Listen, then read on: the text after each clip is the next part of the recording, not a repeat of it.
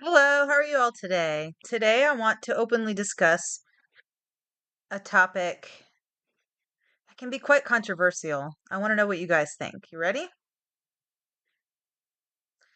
So this is an open discussion. I'm welcome to comments and questions. I welcome comments and questions. So I want you guys to think, why do people make art? Where does art come from? Is art a limited resource or is it something that isn't limited? It's boundless. Do you have a scarcity mindset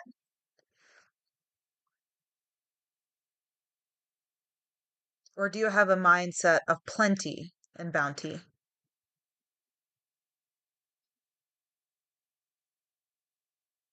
Is one of your core values related to DEI, diversity, equity, and inclusion? And if so, does that include diversity of points of view? Or do you devalue others' points of view depending on what they are? So Gallaudet, the Deaf University, has called okay. Gallaudet University, they had something called a deaf ecosystem.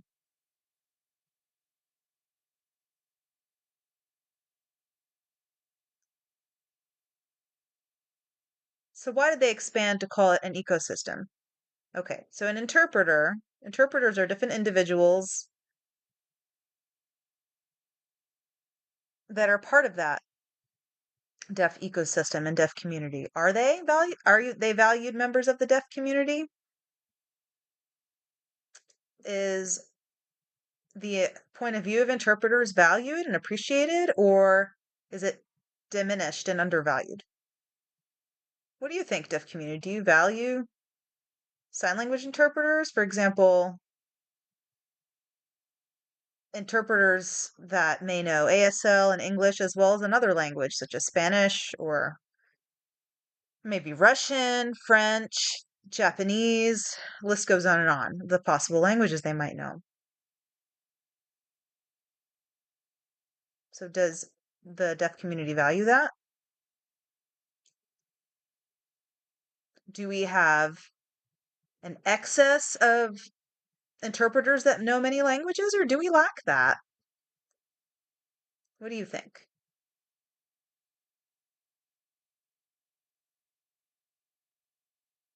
Can you hire someone to be creative for you or to express your thoughts and your artistic ideas and your special point of view, your unique point of view for you?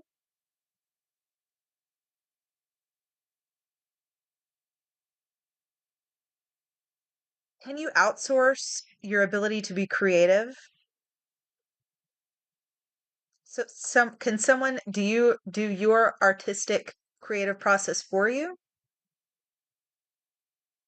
and tweak that for you and match exactly who you are artistically for you? So can art be a way for interpreters to process vicarious trauma? Trauma from their immersion in the job of interpreting and the different things that they face while doing that stick with them. Can art help them process that?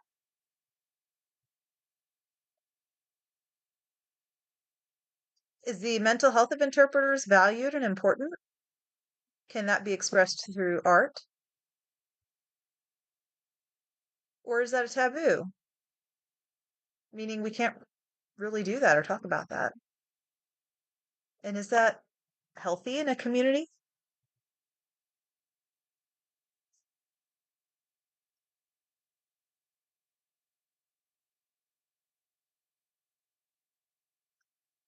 You know that sign language interpreters naturally tend to be very, very visual people. Means when something happens, they have it in their mind and they have a visual mental image that can come up. Becomes a picture in their mind. And that is something to value and appreciate, is it? And and that's the part of the interpreter's life and experience. What do you think? Can you think of any reason Dr. J, how do I get rid of mouth wrinkles fast? Okay, so if you want to get rid of mouth wrinkles fast, the first that an interpreter would come up with this picture about dandelions?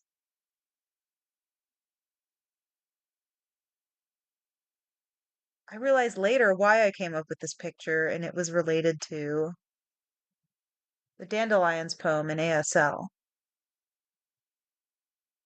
So, does the deaf ecosystem have room for the interpretations and arts of interpreters? The artistic interpretations. Does it have room for our point of view?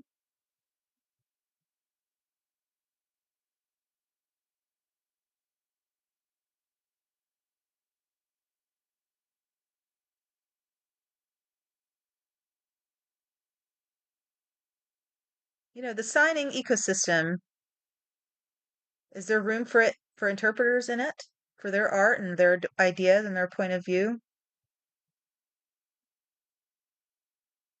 Now, first of all, these interpreter artists should identify who they are, and they must encourage other people to look at the wider deaf world and at Gallaudet and what they're doing, at the point of view of deaf and hard of hearing, deaf blind, teachers of the deaf, codas, etc. The whole signing world.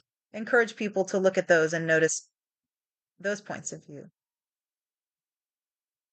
But if your answer is no, there is no room for the interpreter's perspective or point of view in art, in deaf art, or in signing art, I would want to say why. And is that a kind of discrimination? And language is not proprietary. Proprietary. It cannot be owned. Words and signs, the alphabet, etc. You cannot label it as being owned by someone. It's facts. It's linguistic facts. So it's owned by the people who use it, the people who use the language and socialize with it. It belongs to those people. So, and that includes spoken language, signed languages, it really doesn't matter. Now, keep in mind a phrase such as Nike's "Just Do It" and their swoosh sign, that can be owned and copyrighted. So you can't use that. But individual words and signs in the language itself cannot be owned and copyrighted. It's open to be shared by everybody in the ecosystem. Now, some people might point out cultural appropriation, and that would be more like copying elements of a culture outside of that context in a disrespectful way. Maybe taking a cultural element and distorting it out of its original context, or taking advantage of a cultural element and making it something to be fetishized sexually, or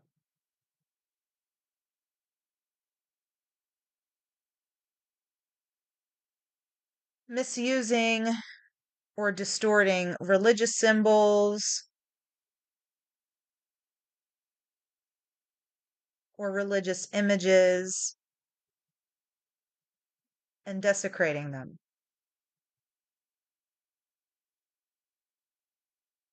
But I'd like you to consider the differences between cultural appropriation and cultural appropriation.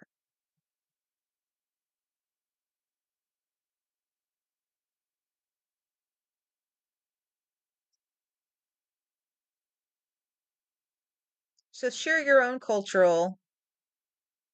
what's most important about it, and exchanging it.